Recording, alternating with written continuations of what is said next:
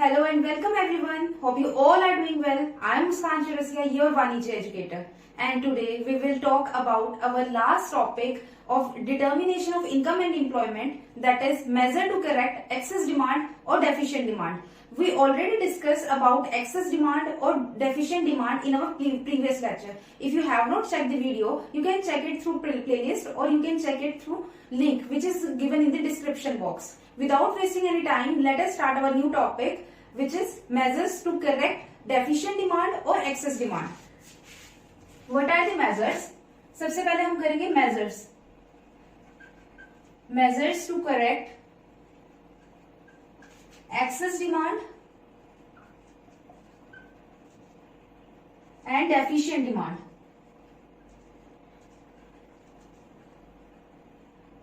Here we have two measures. हमारे पास दो measures हैं जिसके थ्रू हम अपनी excess demand को और deficient demand को करेक्ट कर सकते हैं. वो दो measures कौन कौन से हैं हमारे? एक तो है हमारा फिजिकल पॉलिसी, एक है हमारा मॉनेटरी पॉलिसी. दो पॉलिसीज हमारे पास हैं. एक तो है physical policy of a government. Next है हमारी monetary policy of a government. सबसे पहले हम पढ़ेंगे फिजिकल पॉलिसी एक्चुअल में होता क्या है. फिजिकल पॉलिसी सबसे पहला कंपोनेंट है हमारा. First component is taxes. As we all know, taxes are the main source of income of the government. Government की जितनी भी इनकम है वो सारी की सारी किसके ऊपर बेस होती है? टैक्सेस के ऊपर बेस होती है. तो जब इकोनॉमी में एक्सेस डिमांड है, यानी कि इकोनॉमी में बहुत ज्यादा डिमांड हो रही है, तो उस सिचुएशन में गवर्नमेंट क्या करती है? अपने टैक्सेस को और बढ़ा देती है. टैक्सेस बढ़ाने से क्या होगा? जो लोगों के हाथ में बहुत ज्यादा इनकम है, बहुत ज्यादा पैसा है, वो कुछ हद तक वो क्या कर लेगी? स्क्वीज कर लेगी, यानी कि वो ले लेगी, वापस ले लेगी. तो इस रीजन से जब भी इकोनॉमी में एक्सेस डिमांड की सिचुएशन होगी तो टैक्सेस हमारे क्या हो जाएंगे? इंक्रीज हो जाएंगे. टैक्सेस इंक्रीज होते ही परचेसिंग पावर क्या हो जाएगी? कम हो जाएगी. जैसे ही परचेसिंग पावर कम होगी तो हमारी जो एक्सेस डिमांड की सिचुएशन वो क्या हो जाएगी? कंट्रोल हो जाएगी. जब डेफिशिएंट डिमांड की सिचुएशन होती है तो हमारे टैक्सेस क्या हो जाते हैं? कम हो जाते हैं. हमने अपने टैक्सेस को क्या कर लेते हैं? कम कर लेते हैं. टैक्सेस कम करने से जो लोग पहले नहीं सामान खरीद पा रहे थे वो अब खरीद पाएंगे क्योंकि टैक्सेस कम हो गए. तो इससे क्या होगा कि इकोनॉमी में थोड़ी सी परचेसिंग पावर बढ़ जाती है. नेक्स्ट आता है हमारा गवर्नमेंट एक्सपेंडिचर. गवर्नमेंट एक्सपेंडिचर हमने स्टडी किया था कि क्या होते हैं. एक तो सोशल वेलफेयर हो गया, सब्सिडीज होगी, वो सारे गवर्नमेंट के अपने एक्सपेंडिचर्स है. जब इकोनॉमी में बहुत ज्यादा एक्सेस डिमांड हो रही है, बहुत डिमांड हो रही है, तो जो गवर्नमेंट एक्सपेंडिचर करती है, गवर्नमेंट एक्सपेंडिचर करने से इकोनॉमी में ना मनी सप्लाई बढ़ जाती है. अगर मनी सप्लाई बढ़ जाएगी, पहले इकोनॉमी में इतना पैसा जो इधर उधर यूज हुए जा रहा है, डिमांड बढ़ाया जा रहा है, तो ज्यादा पैसा क्या करेगा? बहुत ज्यादा डिमांड कर देगा. इस रीजन से एक्सेस डिमांड की सिचुएशन के टाइम जो गवर्नमेंट के एक्सपेंडिचर बढ़ रहे होते हैं ना, वो हम क्या कर देते हैं? कम कर देते हैं. यानी कि एक्सेस डिमांड की सिचुएशन में जो गवर्नमेंट के एक्सपेंडिचर है वो क्या हो जाएंगे? कम हो जाएंगे, जिससे कि क्या है? एक्सेस डिमांड को कंट्रोल किया जा सके. ऐसे ही जब डेफिशिएंट डिमांड की सिचुएशन होती है, यानी कि इकोनॉमी में डिमांड क्या है? कम है, डिमांड है ही नहीं, तो इस सिचुएशन में गवर्नमेंट क्या करती है कि बहुत सारा अब नई नई चीजों में वो इन्वेस्ट करना शुरू कर देती है, बहुत ज्यादा एक्सपेंडिचर करती है, सोशल वेलफेयर करती है, जिससे कि इकोनॉमी में मनी आ जाए और मनी सप्लाई जो है इकोनॉमी में बढ़ जाए, जिससे कि परचेसिंग पावर भी बढ़ जाए. तो डेफिशिएंट डिमांड की सिचुएशन में जो गवर्नमेंट एक्सपेंडिचर है वो क्या हो जाते हैं? बढ़ जाते हैं. नेक्स्ट पॉइंट आता है हमारा पब्लिक डेट्स. पब्लिक डेट्स कह लो, ये पब्लिक बोरोइंग कह लो. Public borrowing. अब गवर्नमेंट क्या करती है? समटाइम्स गवर्नमेंट को जब पैसों की जरूरत होती है, सेंट्रल गवर्नमेंट को, वो पैसा और कहीं से उठाने की बजाय लोगों से उधार उठा लेती है. लोगों से उधार उठाएगी, बोरोइंग करेगी. तो यानी कि जब मार्केट में बहुत ज्यादा पैसा हो रहा है, यानी कि लोग बहुत डिमांड कर रहे हैं, इट मींस कि लोगों के हाथ में पैसा है, परचेसिंग पावर उनकी बहुत ज्यादा बढ़ रही है. उस सिचुएशन में गवर्नमेंट सोचती है कि इनके हाथ से जो पैसा वो थोड़ा सा स्क्वीज कर लिया जाए. तो उस सिचुएशन में गवर्नमेंट क्या करती है? पब्लिक से बोरोइंग कर लेती है, यानी कि पब्लिक से उधार ले लेती है, ना कि बाहर किसी इंस्टीट्यूशन से उठाने की बजाय. यानी कि जब एक्सेस डिमांड की सिचुएशन है तो पब्लिक डेट्स क्या हो जाते हैं? बढ़ जाते हैं. पब्लिक डेट को या फिर पब्लिक बोरोइंग को वो बढ़ जाती है, यानी कि लोगों से उधार उठाना शुरू कर देती है. ऐसे ही जब डेफिशिएंट डिमांड की सिचुएशन होती है तो जो पब्लिक डेट्स है और जो पब्लिक बोरोइंग है वो कम कर देती है. डेफिशिएंट डिमांड की सिचुएशन में पब्लिक से गवर्नमेंट क्यों नहीं पैसा लेती? पहले तो उन लोगों के पास पैसा नहीं है, वो लोग खर्च नहीं रहे हैं, मार्केट में डिमांड वैसे ही कम है. तो उस सिचुएशन में जो गवर्नमेंट है वो बिल्कुल भी पब्लिक डेट्स पे स्ट्रक नहीं होती और ना ही उनसे ज्यादा उधार उठाती है. नेक्स्ट आता है हमारा fourth point which is deficit financing. Deficit financing हर किसी की बुक में शायद डेफिसिट फाइनेंसिंग वर्ड ना यूज हो रखा हो। डेफिसिट फाइनेंसिंग बेसिकली क्या होता है, जब reserve Bank of India government की नीड पूरी करने के लिए, गवर्नमेंट को पैसा पूरा करने के लिए न्यू नोट छापती है, तो उसे हम डेफिसिट फाइनेंसिंग कहते हैं। जब इकोनॉमी में बहुत ज्यादा एक्सेस डिमांड हो रखी है, एक्सेस डिमांड बहुत ज्यादा हो रखी है, तो उस सिचुएशन में न्यू करेंसी को प्रिंट करना बहुत ज्यादा हार्मफुल हो जाता है इकोनॉमी में। इस रीजन से जब भी एक्सेस डिमांड की सिचुएशन होगी, रिजर्व बैंक ऑफ इंडिया कोई भी न्यू करेंसी नहीं प्रिंट करता, जिससे कि क्या है, जो हमारी डेफिसिट फाइनेंसिंग है वो कम हो जाती है। एक्सेस डिमांड की सिचुएशन में डेफिसिट फाइनेंसिंग क्या हो जाती है, कम हो जाती है। डेफिसिट फाइनेंसिंग कम कर देते हैं, मतलब कि प्रिंट करना जो रिजर्व बैंक ऑफ इंडिया है नोट, वो प्रिंट कम करता है। और डेफिशिएंट डिमांड के टाइम पे जो डेफिसिट फाइनेंसिंग है वो बढ़ जाती है, यानी कि पहले तो इकोनॉमी में डिमांड ही नहीं है, अब डिमांड को बढ़ाने के लिए, यानी कि डेफिशिएंट डिमांड है, इकोनॉमी में डिमांड बहुत कम है, उस सिचुएशन में डेफिसिट फाइनेंसिंग बढ़ जाती है। अब गवर्नमेंट को पैसा चाहिए तो reserve Bank of India new notes print करके देना शुरू कर देता है, ताकि इकोनॉमी में मनी सप्लाई बढ़े। मनी सप्लाई बढ़ने से क्या होगा कि परचेजिंग पावर बढ़ जाएगी इकोनॉमी में। ये 4 पॉइंट्स थे, 4 कंपोनेंट्स थे हमारे फिस्कल पॉलिसी के। इसमें यही 4 पॉइंट्स है। डेफिसिट फाइनेंसिंग को किसी कहीं बुक्स में boring from reserve Bank of India भी लिखा होगा, वो और ये दोनों पॉइंट सेम है। नेक्स्ट आता है हमारा मॉनेटरी पॉलिसी। मॉनेटरी पॉलिसी में सबसे पहला पॉइंट आता है बैंक रेट का। बैंक रेट क्या होता है? Bank rate is the rate at which Reserve Bank of India give loan to commercial bank. जिस रेट पे Reserve Bank of India commercial bank को लोन देता है वो बैंक रेट कहलाता है। अब जब मार्केट में बहुत ज्यादा डिमांड है, एक्सेस डिमांड है, उस सिचुएशन में क्या होगा, अगर बैंक रेट यानी कि रिजर्व बैंक ऑफ इंडिया क्या करता है, अपना रेट ऑफ इंटरेस्ट बढ़ा देता है। रेट ऑफ इंटरेस्ट बढ़ाने से क्या होगा, कमर्शियल बैंक जो है वो कम जो है पैसा उधार पे उठाएगा। वो कमर्शियल बैंक अगर पैसा कम उधार पे उठाएगा तो उससे क्या होगा कि जो वो आगे अपनी जनरल पब्लिक को देगा, पब्लिक को जो लोन देगा वो क्या देगा, थोड़ा बड़े रेट पे देगा और लोन भी थोड़ा कम देगा। तो इस रीजन से बैंक रेट जो होता है, बैंक रेट हमेशा एक्सेस डिमांड की सिचुएशन में बढ़ जाता है। एक्सेस डिमांड की सिचुएशन में बैंक रेट हमेशा बढ़ जाएगा, ताकि लोगों के हाथ में ज्यादा पैसा ना जा सके, क्योंकि पहले से ही इकोनॉमी में डिमांड की बहुत ज्यादा हो रखी है। नेक्स्ट आता है डेफिशिएंट डिमांड। डेफिशिएंट डिमांड में हमेशा बैंक रेट क्या हो जाएगा, कम हो जाएगा। उसका रीजन है, पहले तो इकोनॉमी में डिमांड नहीं है, अब बैंक रेट क्या होगा, अगर बैंक रेट बढ़ा दिया जाएगा तो जो जनरल पब्लिक है, जो थोड़ा सा लोन लेके डिमांड करना चाहती है वो भी नहीं करेगी। तो उस डिमांड को पुश करने के लिए क्या करते हैं, जो बैंक रेट है वो कम कर दिया जाता है, ताकि जो लोग विलिंग है, खरीदना चाहते हैं, वो खरीद सके। नेक्स्ट आता है हमारा रेपो रेट। रेपो रेट क्या होता है, एक चीज ध्यान रखना, बैंक रेट और रेपो रेट बहुत सिमिलर है, तो उसमें कंफ्यूज मत होना। Bank rate is the rate at which central bank give loan to commercial bank, यानी कि सेंट्रल बैंक जो है लोन जिस रेट पे देगा वो बैंक रेट है। और repo rate is the rate at which central bank give security to commercial bank. जो कमर्शियल बैंक को सिक्योरिटीज वो देगी, वो सिक्योरिटीज पे जो रेट ऑफ इंटरेस्ट वो चार्ज करेंगे वो होता है रेपो रेट। मतलब सिक्योरिटीज पे जो रेट ऑफ इंटरेस्ट चार्ज कर रही है सेंट्रल बैंक, वो जो रेट है वो होता है हमारा रेपो रेट। तो जब हमारी एक्सेस डिमांड की सिचुएशन होती है, उस सिचुएशन में जो कमर्शियल बैंक होता है, कमर्शियल बैंक को ज्यादा इंटरेस्ट देना पड़ता है सिक्योरिटीज पर। और जब डेफिशिएंट डिमांड की सिचुएशन होती है तो रिजर्व बैंक ऑफ इंडिया क्या करता है, रेट ऑफ इंटरेस्ट कम कर देता है सिक्योरिटीज पर।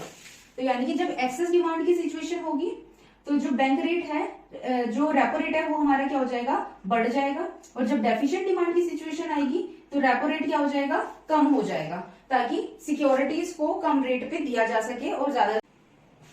नेक्स्ट पॉइंट है हमारा reverse repo rate. Reverse repo rate कौन सा रेट है, the rate at which Reserve Bank of India repurchase the securities which is given to the commercial bank. जो कमर्शियल बैंक को सिक्योरिटीज प्रोवाइड की थी, अब वो रीपरचेज कर रहा है।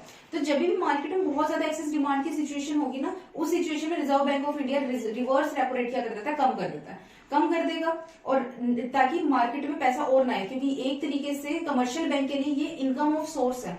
इनकम ऑफ सोर्स है यानी कि वो इंटरेस्ट इनकम कमाएगा। अगर ज्यादा इंटरेस्ट ले लेगा तो वो मार्केट में ज्यादा से ज्यादा मनी सप्लाई कर देगा, जो कि क्या है, और ज्यादा एक्सेस डिमांड को बढ़ा देगी। नेक्स्ट आता है जब डेफिशिएंट डिमांड की सिचुएशन होगी तो रिजर्व बैंक ऑफ इंडिया क्या करता है, रिवर्स रेपो रेट क्या करता है, बढ़ा देता है, जिससे कि जो कमर्शियल बैंक की इनकम है वो बढ़ जाएगी। कमर्शियल बैंक की इनकम बढ़ेगी, वो ज्यादा से ज्यादा मनी सप्लाई क्या करेगा, इकोनॉमी में मनी सप्लाई करेगा। तो यानी कि जब एक्सेस डिमांड की सिचुएशन होगी तो रिवर्स रेपो रेट क्या हो जाएगा, कम हो जाएगा। डेफिशिएंट डिमांड की सिचुएशन में रिवर्स रेपो रेट क्या हो जाएगा, बढ़ जाएगा।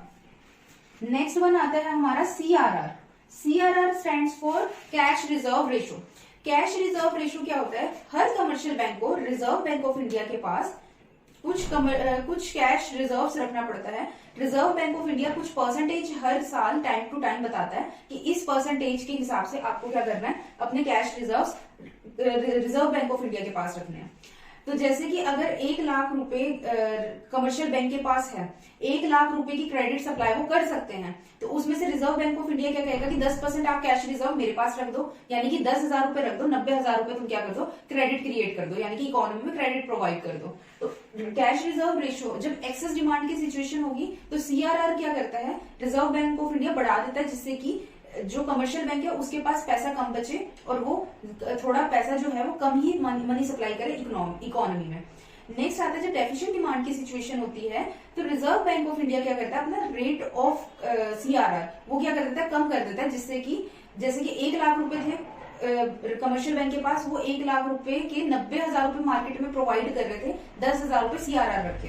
लेकिन जब डेफिशिएंट डिमांड की सिचुएशन है, यानी कि डिमांड मार्केट में कम है, उस सिचुएशन में रिजर्व बैंक ऑफ इंडिया ने कहा कि आप 6 से 6% आप अपनी सीआरआर रेशो प्रोवाइड करो हमारे को, और उसके बाद रिमेनिंग पैसा आप इकोनॉमी में दे दो। तो यानी कि सिर्फ और सिर्फ 6,000 रुपीज जो है कमर्शियल बैंक ने रिजर्व बैंक ऑफ इंडिया के पास रखा और 94,000 का क्रेडिट क्रिएट कर दिया। तो यानी कि जब एक्सेस डिमांड की सिचुएशन होगी तो कैश रिजर्व रेशो क्या हो जाएगा, बढ़ जाएगा, और जब डेफिशिएंट डिमांड की सिचुएशन होगी तो सीआरआर क्या हो जाएगा, कम हो जाएगा, जिससे कि मार्केट में परचेजिंग पावर बढ़ जाए। नेक्स्ट पॉइंट आता है हमारा SLR. SLR stands for statutory liquidity ratio. CRR हमेशा ध्यान रखना, ये रिजर्व बैंक ऑफ इंडिया के पास हमें रखना पड़ता है। एसएलआर हमेशा अपने पास रखते हैं, यानी कि स्टैट्यूटरी लिक्विडिटी रेशो, जो कि क्या होता है कि हमारी जितना भी हमारे पास पैसा होता है उसका कुछ हिस्सा वो reserve Bank of India percentage बताती है। हमारे को लिक्विड एसेट्स, सिक्योरिटीज और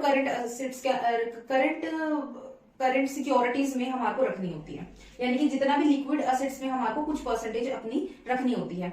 जैसे कि रिजर्व बैंक ऑफ इंडिया ने बता दिया कि आपके पास अगर 1 लाख रुपीज है जो आप क्रेडिट क्रिएट कर सकते हो, यानी कि क्रेडिट सप्लाई कर सकते हो, तो उसका 15% आपको स्टैट्यूटरी लिक्विडिटी रेशो मेंटेन करना पड़ेगा, यानी कि लिक्विड एसेट्स में आपके पास 15,000 रुपए तक की सिक्योरिटीज होनी चाहिए। उसके बाद आप 85,000 इकोनॉमी में प्रोवाइड कर सकते हो। तो एसएमएस अगर एक्सेस डिमांड की सिचुएशन होगी तो एसएलआर क्या हो जाएगा, बढ़ जाएगा, जिससे कि परचेजिंग पावर कम हो जाए और मनी सप्लाई मार्केट में कम हो जाए। और अगर डेफिशिएंट डिमांड की सिचुएशन होगी तो मनी सप्लाई क्या होता है, ताकि मनी सप्लाई बढ़ जाए और इकोनॉमी में जो परचेजिंग पावर है वो बढ़ जाए। सबसे पहले आएगा एक्सेस डिमांड। एक्सेस डिमांड के सिचुएशन में एसएलआर क्या हो जाता है, बढ़ जाता है। डेफिशिएंट डिमांड की सिचुएशन में एसएलआर क्या हो जाता है, कम हो जाता है। नेक्स्ट आता है 6th पॉइंट, जो कि है हमारा open market operation. Open market operation क्या होता है, ओपन मार्केट ऑपरेशन मतलब जब reserve Bank of India directly deal करती है, रिजर्व बैंक ऑफ इंडिया जो है डायरेक्टली डील करेगी जनरल पब्लिक से। जब भी एक्सेस डिमांड की सिचुएशन आती है कि बहुत ज्यादा डिमांड हो रही है, बहुत ज्यादा मनी सप्लाई है, मनी बहुत ज्यादा इकोनॉमी में है, तो उस सिचुएशन में क्या करता है, रिजर्व बैंक ऑफ इंडिया अपनी कुछ सिक्योरिटीज लेके आते हैं और सिक्योरिटीज क्या कर देते हैं, सेल कर देते हैं जनरल पब्लिक को। जनरल पब्लिक को सिक्योरिटीज दे दी, लोगों के हाथों से पैसा अपने पास रख लिया, जिससे कि क्या है, उन लोगों के हाथ में पैसा कम हो गया, इकोनॉमी में मनी सप्लाई कम हो गई, परचेजिंग पावर भी क्या हो जाएगी, कम हो जाएगी। और जब डेफिशिएंट डिमांड की सिचुएशन होती है तो रिजर्व बैंक ऑफ इंडिया क्या करता है, वापस से आते हैं और रीपरचेज कर लेते हैं अपनी सारी सिक्योरिटीज को, जिससे कि क्या है, लोगों के हाथ में मनी आ जाए, इकोनॉमी में मनी सप्लाई बढ़ जाए और लोगों की परचेजिंग पावर भी क्या हो जाए, बढ़ जाए। तो जब भी एक्सेस डिमांड की सिचुएशन होगी तो रिजर्व बैंक ऑफ इंडिया क्या करेगा, सेल कर देगा अपनी सिक्योरिटीज, अपनी सिक्योरिटीज को सेल आउट कर देगा। जब डेफिशिएंट डिमांड की सिचुएशन होगी तो वो वापस से परचेज कर लेगा, परचेज देयर सिक्योरिटीज, अपनी सिक्योरिटीज को परचेज कर लेते हैं। नेक्स्ट हमारा 7 पॉइंट आता है क्रेडिट क्रिएशन, 7 पॉइंट आता है हमारा क्रेडिट राशनिंग। क्रेडिट राशनिंग क्या होता है, क्रेडिट राशनिंग का मतलब होता है बेसिकली क्रेडिट जो है इजीली लोगों को अवेलेबल हो सके, राशनिंग मतलब सबको इक्वली मिल सके। तो जब भी भी इकोनॉमी में बहुत ज्यादा एक्सेस डिमांड की सिचुएशन होती है तो जो कमर्शियल बैंक है वो क्रेडिट राशनिंग जो है ना अपनी थोड़ी सी स्ट्रिक्ट कर देते हैं, ताकि हर पर्सन को इजीली क्रेडिट अवेलेबल ना हो जाए। अगर हर किसी पर्सन को इजीली क्रेडिट अवेलेबल होने लगेगा तो डिमांड और बढ़ जाएगी। ऐसी जब डेफिशिएंट डिमांड की सिचुएशन आती है तो जो कमर्शियल बैंक है वो अपनी जितनी भी पॉलिसीज है क्रेडिट को लेकर वो लिबरल हो जाते हैं। लिबरल होने से क्या होगा कि जिन लोगों के हाथ में पैसा नहीं है उन लोगों के हाथ में पैसा आ जाएगा और वो डिमांड करनी स्टार्ट कर देंगे। तो जब एक्सेस डिमांड की सिचुएशन होगी तो कमर्शियल बैंक क्या करेगा, स्ट्रिक्ट हो जाएगा क्रेडिट राशनिंग के लिए। जब डेफिशिएंट डिमांड की सिचुएशन होगी तो कमर्शियल बैंक क्या हो जाएगा, लिबरल हो जाएगा क्रेडिट राशनिंग के लिए। And our last point is margin requirement. Margin requirement क्या होता है, last one is margin requirement. Margin requirement क्या होता है, जब हम लोन लेने जाते हैं तो हमारे को कुछ मॉर्गेज पर्पज से या कोलेटरल सिक्योरिटी हमें कोई रखनी पड़ती है मॉर्गेज पर्पज से। तो अगर हमारे को 1 लाख का लोन लेना है तो हमारे को ऑन एन एवरेज 1,30,000 की एक अपनी सिक्योरिटी या अपना कोई असेट रखना पड़ता है। तो वो जो दोनों के बीच में जो 1 लाख रुपए आपको लोन के मिल रहे हैं और जो 1,30,000 की आपने सिक्योरिटी या असेट रखी है उन दोनों के बीच के जो मार्जिन है that is known as margin requirement. तो जब भी मार्केट में एक्सेस डिमांड की सिचुएशन होगी तो मार्जिन रिक्वायरमेंट क्या हो जाता है, बढ़ जाता है। मतलब अगर आपको 1 लाख रुपए लेने तो आपको 1,50,000 रुपए तक की सिक्योरिटी रखनी पड़ेगी, तभी जाके आपको 1 लाख रुपए मिलेंगे। जिससे कि क्या है कि जो लोगों को ज्यादा जरूरत होगी वही लोग क्या करेंगे, लोन अपना लेंगे, अदरवाइज आधे से ज्यादा लोग डिस्करेज हो जाएंगे और वो लोन नहीं देंगे। तो मार्जिन रिक्वायरमेंट हमेशा क्या हो जाता है, बढ़ जाता है एक्सेस डिमांड की सिचुएशन में। और डेफिशिएंट डिमांड की सिचुएशन में पहले तो लोगों के पास पैसा नहीं है, तो उस सिचुएशन में कमर्शियल बैंक क्या करता है, मार्जिन रिक्वायरमेंट को थोड़ा सा कम कर देता है। यानी कि जो 1,30,000 रुपए की सिक्योरिटी रख के आपको 1 लाख रुपए मिल रहे थे, अब वो आप 1,20,000 की सिक्योरिटी रख के 1 लाख रुपए ले सकते हो। तो यानी कि मार्जिन रिक्वायरमेंट जब भी एक्सेस डिमांड की सिचुएशन होगी तो मार्जिन रिक्वायरमेंट क्या हो जाएगा, बढ़ जाएगा। जब भी डेफिशिएंट डिमांड की सिचुएशन होगी तो मार्जिन रिक्वायरमेंट क्या हो जाएगा, कम हो जाएगा।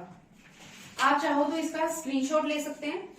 इस टॉपिक का जितने भी नोट्स हैं वो सारे के सारे मेरे इंस्टाग्राम और फेसबुक हैंडल पे प्रोवाइडेड है, आप वहां से जाके चेक कर सकते हैं, उसका स्क्रीनशॉट ले सकते हैं। और अगर आपको कोई भी क्वेरी हो इस टॉपिक के कंटेक्स्ट में तो आप कमेंट सेक्शन या फिर मेरे इंस्टाग्राम हैंडल के डीएम सेक्शन में आप अपनी क्वेरी छोड़ सकते हैं, वहां मैं आपकी क्वेरीज वहां पे ले लूंगी। Thank you, thanks for watching.